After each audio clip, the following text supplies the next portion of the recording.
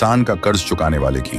लेकिन ये एहसान एक इंसान ने दूसरे इंसान पर नहीं, बल्कि एक इंसान ने जानवर पर किया था। वो जानवर जो अगर कभी किसी इंसान के सामने आ जाए तो उसे देखकर ही उसकी आधी जान चली जाए। अक्सर लोग जंगल में जाने से डरते हैं क्योंकि जंगल का इलाका इंसानों के लिए नहीं, उन जानवरों का होता है। ऐसे ही एक चीते ने एक इंसान के साथ क्या किया, ये बताने वाली ये कहानी है। क्यों एक चीता दिन रात लगातार 2 दिनों तक एक बूढ़ी औरत के पास बैठा हुआ था। ऐसा क्या हुआ था कि वो बूढ़ी कुछ कर नहीं पा रही थी उस चीते से बचने के लिए। तो आइए शुरू करते हैं आज की कहानी, जिसे सुनकर और देखकर आपके रोंगटे खड़े हो जाएंगे। एक छोटा सा गांव था, हरे भरे खेत खलिहान, सुंदर मीठे पानी की झील, पहाड़ों से घिरे हुए उस गांव में किसी चीज की कोई कमी नहीं थी। गांव के ज्यादातर लोग खेती करते थे। सुबह तड़के उठकर अपने खेत में चले जाते थे, दिन भर काम करके शाम को सूरज ढलने के समय घर लौट आते थे। उसी गांव में रहती थी एक बूढ़ी दादी, जिसका नाम था माणिक।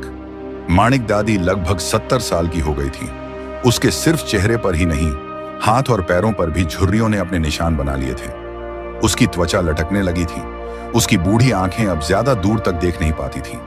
वो एक विधवा थी और कुछ सालों पहले उसके पति की रहस्यमय तरीके से मौत हो गई थी। माणिक दादी और उसके पति जंगल में जाकर दुर्लभ जड़ी बूटियां ढूंढकर लाते थे और उनकी दवाइयां बनाकर गांव में बेचते थे। गांव में दूसरा कोई वैद्य नहीं था। गांव वाले सब लोग माणिक दादी के बनाए हुए दवाइयों को खाकर तंदुरुस्त रहते थे। माणिक दादी इतनी बूढ़ी होने के बाद भी अकेले जंगल में जाकर जड़ी बूटियां लेकर आती थी। एक बार वो ऐसे ही जंगल में जाने के लिए घर से बाहर आई थी। अब वो पहले की तरह तेजी से चल नहीं पाती थी। उसे गांव के शिशुपाल और किशन ने देखा और कहा, अरे माणिक दादी, तुम तो अभी ठीक से चल भी नहीं पा रही हो। क्यों जाती हो जंगल में? पता नहीं वहां कब कौन सा खतरा सामने आ जाए। हाँ, किशन सही कह रहा है दादी, अब इस उम्र में ऐसा खतरा मोल लेना क्या सही है? शिशुपाल ने किशन के कहने में अपनी हामी भरी। उन दोनों की बात सुनकर माणिक दादी हल्के से मुस्कुराई। उसने कहा, तुम दोनों जो कह रहे हो वो सही है बच्चों, लेकिन मुझे अपना पेट पालने के लिए ये काम करना ही पड़ेगा। अगर दवाई नहीं बेचूंगी तो पैसे कैसे कमाऊंगी? मेरा तो कोई बेटा या बेटी भी नहीं है जो मुझे पाल सके। दादी की ये बात सुनकर किशन ने फिर कहा, दादी, आज तक आपने इतने गांव वालों का इलाज करके उन्हें स्वस्थ किया है। अब हम सबका भी फर्ज है कि आपके लिए कुछ करें। हम सब मिलकर आपका ध्यान रखेंगे, आपके सब खर्चे उठाएंगे, लेकिन आप जंगल में मत जाया कीजिए। उसकी बात सुनकर माणिक दादी फिर एक बार मुस्कुराई और उन्होंने कहा, नहीं बेटा, जब तक इस शरीर में जान है तब तक मैं खुद काम करूंगी, बाकी सब भगवान की मर्जी। ऐसा कहकर माणिक दादी अपनी छड़ी पकड़कर जंगल में चली गई। जंगल में जाकर उसने अपनी हमेशा वाली जगह पर जाकर जड़ी बूटी तोड़ने लगी। उसे हर समय ऐसा लग रहा था कि कोई उस पर नजर रखे हुए है, लेकिन वो घबराई नहीं। उसने अपनी छड़ी पास ही रखी थी। उसने ध्यान से जड़ी बूटियां तोड़ी और धीरे धीरे चलकर गांव में वापस आई। अपने थरथराते हुए हाथों से पत्थर पर जड़ी बूटी पीसकर उसकी दवाई बनाकर कांच की शीशियों में भरकर रख दी। शाम होने के बाद शिशुपाल भागते हुए आया और उसने माणिक दादी से कहा, दादी दादी, जल्दी दवाई दे दीजिए, मेरी बेटी अचानक बुखार से तप रही है।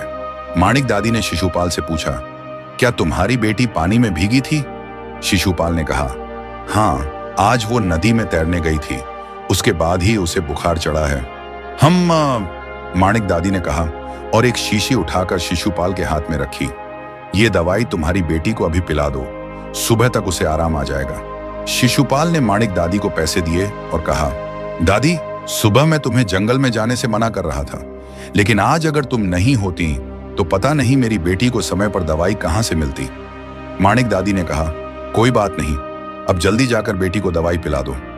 शिशुपाल फिर एक बार माणिक दादी को धन्यवाद देकर घर चला जाता है। ऐसे ही माणिक दादी जंगल में जाकर जड़ी बूटियां तोड़कर ले आती थी।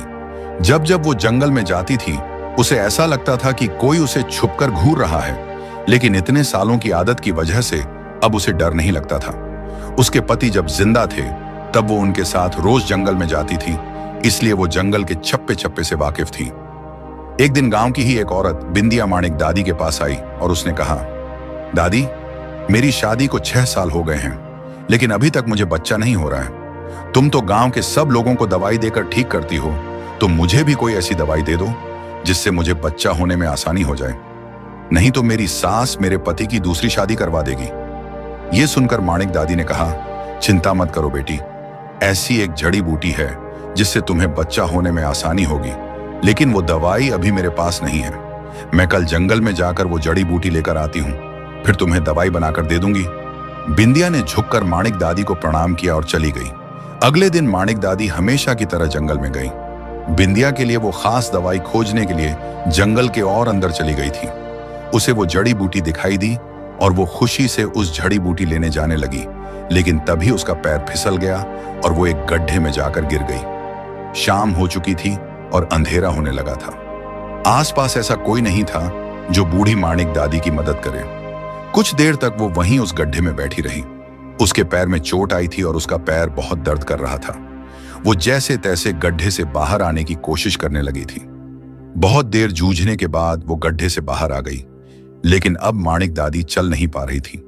वो अपने पैर को घसीटते हुए एक पेड़ के नीचे बैठ गई। उसने देखा कि पूरे जंगल में घना अंधेरा छा गया था। वो समझ गई कि इस टूटे हुए पैर से वो गांव तक पहुंच नहीं पाएगी। उसने अपने आप से कहा, माणिक, लगता है आज की रात इस जंगल में ही बितानी पड़ेगी। अगर जंगली जानवरों से बचकर जिंदा रही तो कल सुबह गांव जाने की कोशिश करूंगी। माणिक दादी वहीं बैठी रही। रात जैसे जैसे काली हो रही थी, अंधेरा और गहरा हो रहा था। साथ ही जंगल के उस सन्नाटे में जंगली जानवरों और झींगुरों की आवाज से जंगल की शांति भंग हो रही थी। बूढ़ी माणिक दादी के पास ना तो खाने के लिए कुछ था और ना ही प्यास बुझाने के लिए पानी। भूखी प्यासी वो बहुत देर तक वैसी ही बैठी रही और कुछ देर के बाद वहीं उसकी आंख लग गई। कुछ देर के बाद उसने महसूस किया कि जैसे उसके आसपास कोई है। उसने अपनी आंखें खोली और सामने देखा कि अंधेरे में दो आंखें पीली चमक रही हैं। धीरे धीरे वो आंखें उसके पास ही आ रही थीं। कुछ ही देर के बाद उन दो चमकती पीली आंखें उसके बिल्कुल नजदीक आ गईं और एक बड़ा चीता माणिक के पास आ गया। वो चीता माणिक को घूर रहा था। माणिक के पैर में आई हुई चोट की वजह से वो कहीं नहीं जा सकती थी। माणिक ने अपनी आंखें फिर बंद की और मन में सोचा कि आज की रात उसकी आखिरी रात है।